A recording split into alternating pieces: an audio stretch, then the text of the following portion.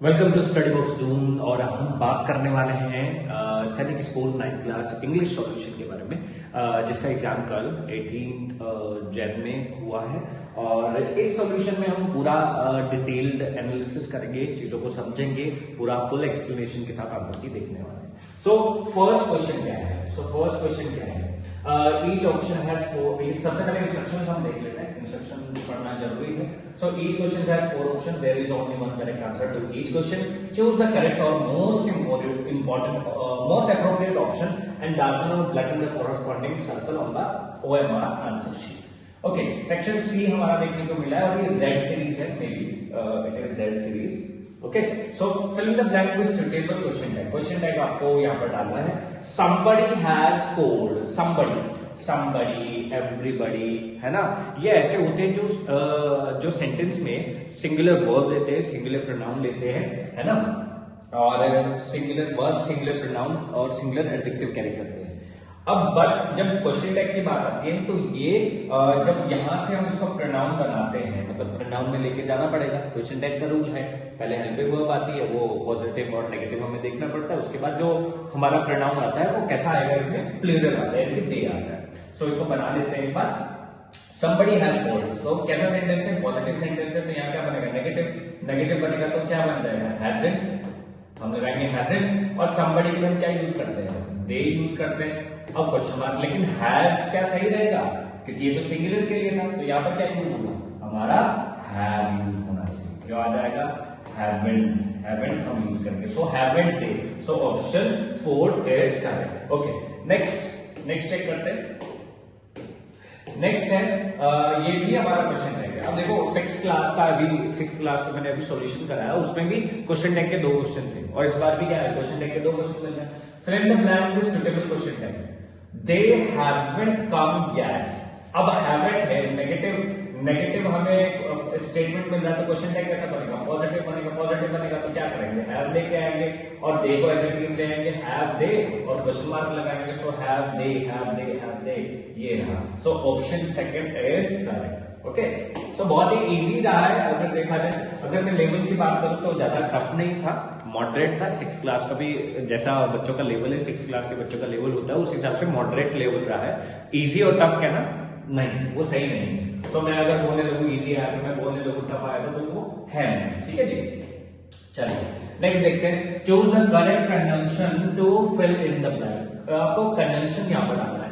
In addition, teaching, no matter teaching, similarly teaching, as well as teaching, my father has. So option 4 is correct. As well as teaching, my father has always been involved in public affairs. So next आता है fill in the blank. Fill in the blank with the correct model verb. Correct model verb डालिए यहाँ पर। Dash you show me the way to the station। पहली बात ये politely request होती है, और पोलाइटली रिक्वेस्ट हमें लिखाना हो तो could यूज करते हैं। Could you show me the way to the station? Next, और दूसरी बात यहाँ पर ना क्वेश्चन मार्क आना चाहिए, ठीक है, यहाँ पर फुल स्टॉप लगा। So fill in the blank with the correct verb यहाँ पर डालना है। 5000 रुपीज। अच्छा, ये क्वेश्चन मुझे याद आ गया।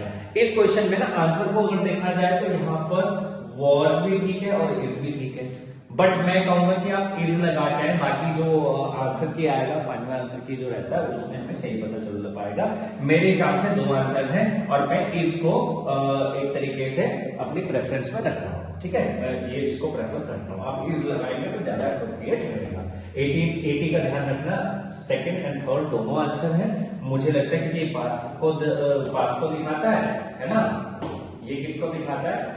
पास्ट को दिखाता है, और ये किसको दिखाता है? प्रेजेंट की कोई कंडीशन को दिखा रहा है। तो ये पैसिव है। दूसरी बात इज यहाँ पर मेरे लिए मुझे ज्यादा अप्रोप्रिएट लगता है।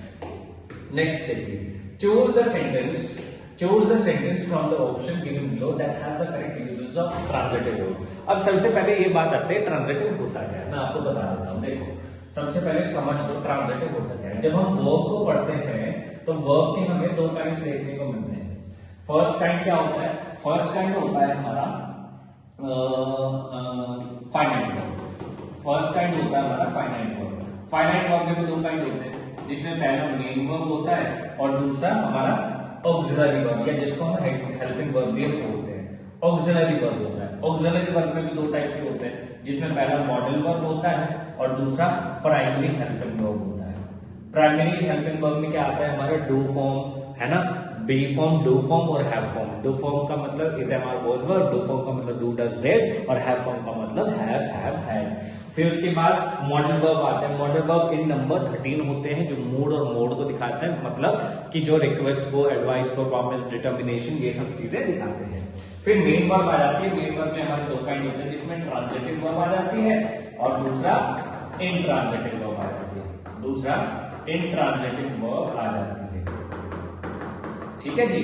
अब यहां पर आते हैं finite verb, sorry non finite verb, है ना, क्या आ जाते हैं जी, नॉन फाइनाइट वर्ब आ जाती है। नॉन फाइनाइट वर्ब में हमें जेरेंट, इन्फिनिटिव, ये सारी चीजें देखने को मिलती है। ठीक है जी, इन्फिनिटिव देखने को मिलता है और जेरेंट देखने को मिलता है और पार्टिसिपल देखने को मिलता है। अब ट्रांजिटिव वर्ब वो होती है जिसको ऑब्जेक्ट की नीड होती है, जिसको ऑब्जेक्ट की नीड होती है, नीड ऑब्जेक्ट। और इंट्रांजिटिव कैसी होती है, जिसको ऑब्जेक्ट की नीड नहीं होती, डजंट नीड एनी ऑब्जेक्ट, जिसको किसी ऑब्जेक्ट की नीड नहीं होती। ये ध्यान रखिए भाई बात। ठीक है जी। अब ट्रांजिटिव को और इंट्रांजिटिव को हम कैसे आइडेंटिफाई करें, तो मेरा सीधा सा एक रूल रहता है कि आप वर्ब से पूछ लो क्या। अगर आप वर्ब से पूछ लेते हो क्या तो आपका आंसर मिल जाएगा। कैसे, देखो क्या क्या दिया, मैं इसको हटा रहा हूं, अगर आपने देख लिया हो तो इसको आप स्क्रीनशॉट ले सकते हो। क्लास में हम पूरा डिटेल पढ़ते हैं, हर एक का एग्जांपल मिलता है। नॉन फाइनाइट वर्ब का भी मिलेगा, ऑक्सिलरी वर्ब में मॉडल वर्ब, प्राइमरी वर्ब और फाइनाइट वर्ब में मेन और ट्रांजिटिव, इंट्रांजिटिव सब कुछ देखने को मिलता है, तो टेंशन मत लेना है इसकी। चलिए, सो बात आ जाती है हम क्या पूछते हैं, है ना। सो अगर मैं पूछता हूँ she walks the dog, she walks the dog, अगर मैं यहाँ पूछ लूँ व्हाट, तो मुझे आंसर मिल जाता है। इसका ए आंसर ही है। लेकिन bird with revenge, elephant walks, the glass broth, इनका कोई आंसर नहीं मिलता। क्या अगर इनसे पूछे तो नहीं मिलता। So option 1 is correct. Next, choose the sentence with correct present continuous usage from the option given below. अब देखो क्या करना है आपको, करेक्ट प्रेजेंट कंटिन्यूअस टेंस को देखा। प्रेजेंट कंटिन्यूअस टेंस का मतलब क्या है कि जिसमें इज एम आर और गिवन आईएनजी हम यूज कर रहे हैं। तो क्या है, common received his letter a week ago, I am thinking you are right, I think you are right, I have known. So option 2 is correct. Next check करते हैं। नेक्स्ट देखिए, identify the tense of the following sentence. अब identify करना है। अब देखो यही ना हमें वहां पे भी देखने को मिला है, हमारे 6th क्लास के सॉल्यूशन में भी हैव बीन बिल्डिंग दिया है, मतलब जिसमें परफेक्ट वाली हेल्पिंग वर्ब आ जाए और कंटिन्यूअस वाली मेन वर्ब आ जाए तो वो कौन सी होती है, परफेक्ट कंटिन्यूअस टेंस होता है। बस ये देखना है यहाँ पर परफेक्ट वाली वर्ब कौन सी है, प्रेजेंट की है, पास्ट की है, फ्यूचर की है। यहाँ मिल गए प्रेजेंट की, तो प्रेजेंट परफेक्ट कंटिन्यूअस हो जाएगा, यानी कि ऑप्शन 4 करेक्ट है। ओके, नेक्स्ट देख लेते हैं। नेक्स्ट देखिए, choose from the options which best describe the underlying idiom. So as usual, he is blowing his own trumpet.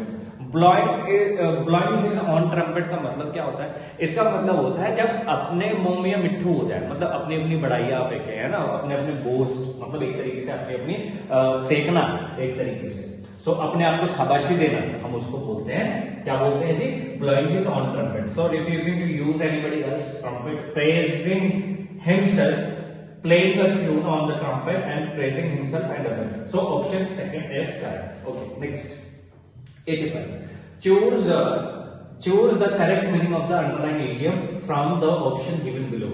Security and Sarah are at cross purposes. At cross purposes का मतलब होता है जब एक तरीके से कुछ दो लोग हैं, वो अलग अलग चीजें चाह रहे हैं। सपोज मैं और मेरे फ्रेंड है, मेरा फ्रेंड मुझे बोल रहा है भाई मैं जाऊंगा एमबीबीएस करना है मुझको, तो लेकिन मैं बोलूंगा नहीं भाई मुझे एमबीबीएस नहीं करना है, मुझे तो सिविल इंजीनियर बनना है। तो उन दोनों के क्रॉस पर्पसेस है, इधर उधर जाना, ठीक है। दूसरा, इसके दो मतलब भी हो सकते हैं। कई बार हम ऐसा भी इसको क्रॉस पर्पसेस का मतलब ऐसा भी निकालते हैं जब मिसअंडरस्टैंडिंग हो जाती है। So option C and option 3 and option 2 हमें मिल रहा है इसका आंसर, बट जो अप्रोप्रिएट है according to Sukirti and Sara, so option 2 is correct. Okay, 2 is correct. Are pursuing different things in life. अगर सेंटेंस के अकॉर्डिंग देखें तो सेकंड ऑप्शन ही राइट है।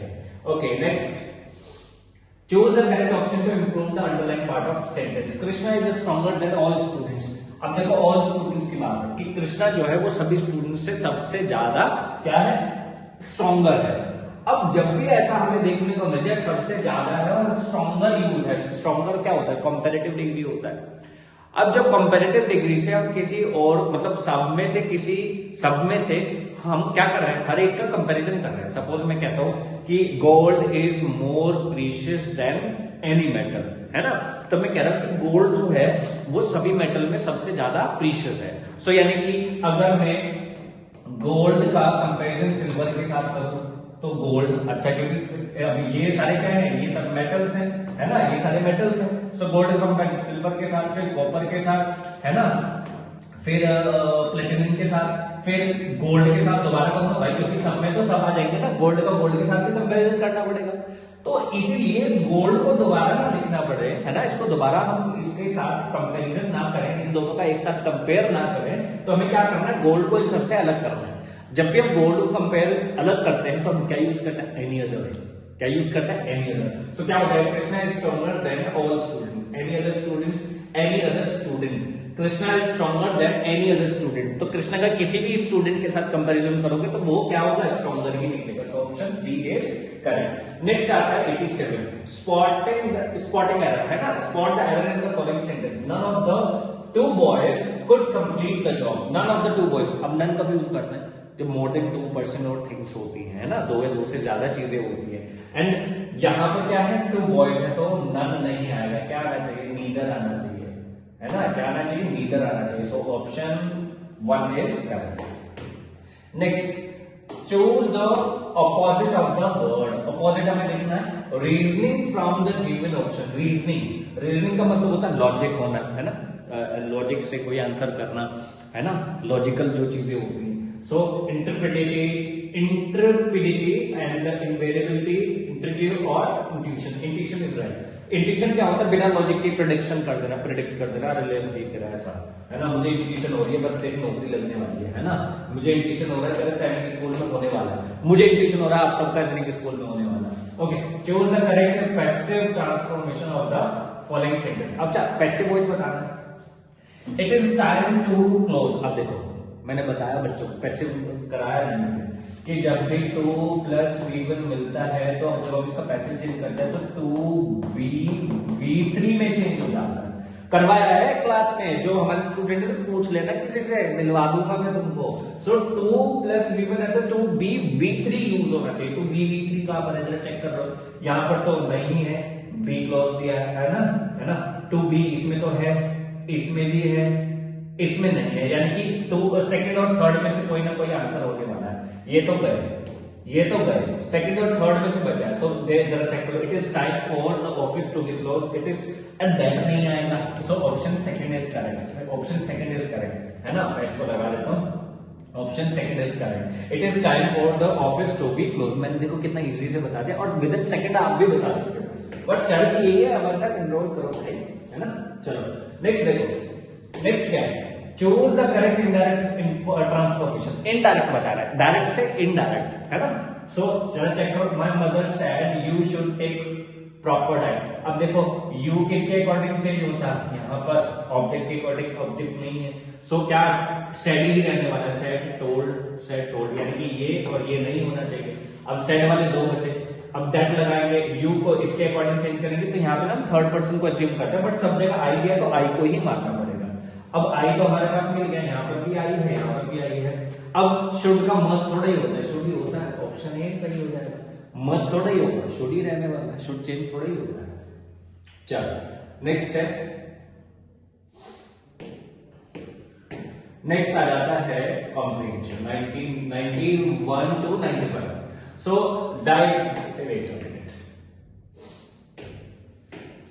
diagnosing disease and prompting treatment option is one thing, but can artificial intelligence really design new drugs to tackle the source of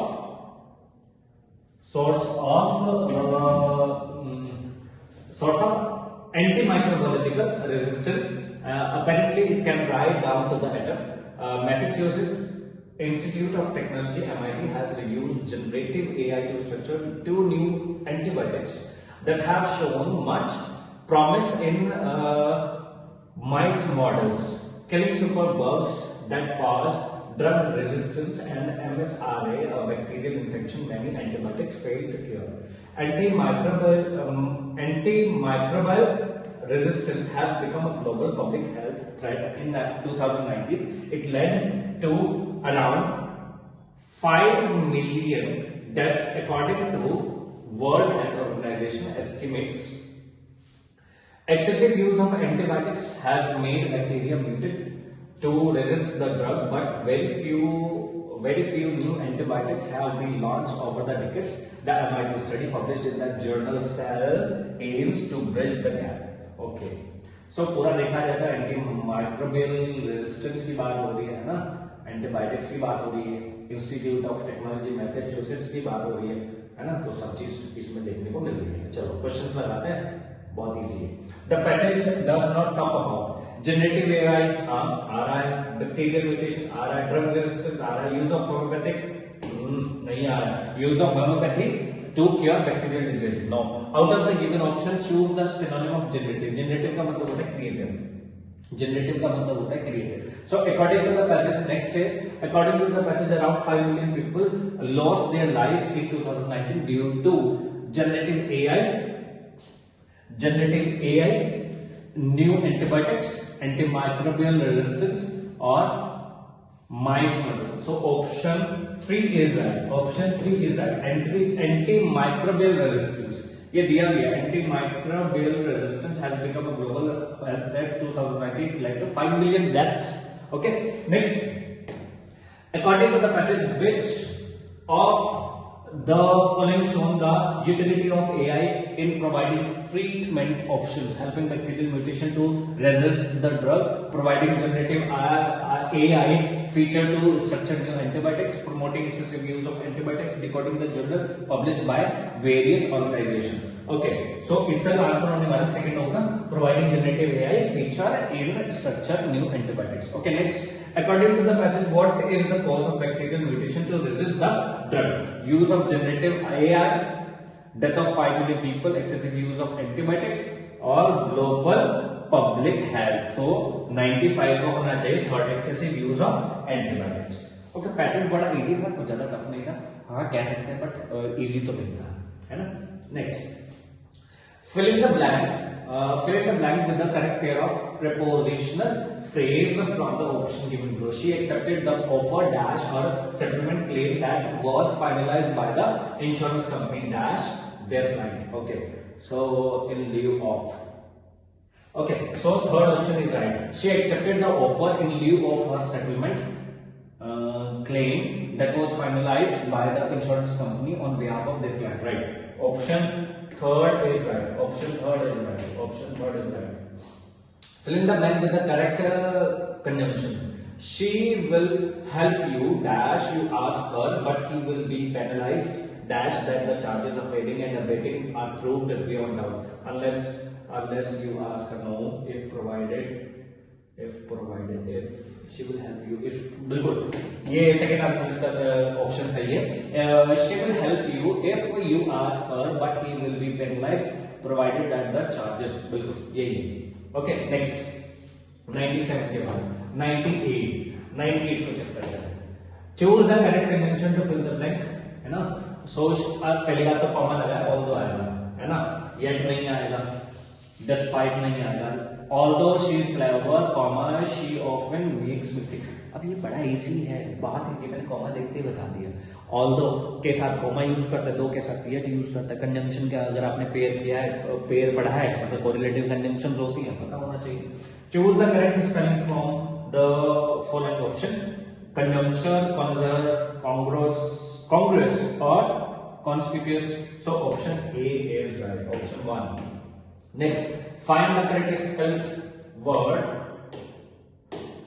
from the option. discrepancy ये तो नहीं होने वाला, discrepancy और discrepancy, इसमें ये वाला तो नहीं होगा, है ना, ये भी नहीं होगा, discrepancy अरे आई ने, so option A 1 is right, so option 1 is right. So overall देखा जाए तो हमने पूरा पेपर देखा, पूरे सॉल्यूशन के साथ हमने देखा, एंड आई होप आंसर की से आप सेटिस्फाइड होंगे। एंड ऐसे ही बहुत सारे वीडियोस के लिए आपको क्या करना है, चैनल को सब्सक्राइब करना है। अगर आप चाहते हैं कि अगर आपके पास एक अटेम्प्ट और है, या फिर आपके कजन के साथ आपके जो भाई है बहन है उनके पास एक अटेम्प्ट है, तो आप उनको ज्वाइन कराइए, है ना। और देखो भाई, सबका सपना होता है सैनिक स्कूल में जाने का, RAMC RMS निकालने का, बट कैसे सपना पूरा होगा अगर बैठ कर तो उन्हें नहीं, है ना। तो आप क्या करना है, मेहनत करनी है। मेहनत किसके साथ करोगे, हमारे साथ करोगे, किसके साथ करोगे, स्टडी वर्क्स दून के साथ करोगे। सो देखते हैं फिर, ठीक है, चलो फिर मिलते हैं, bye, have a good day.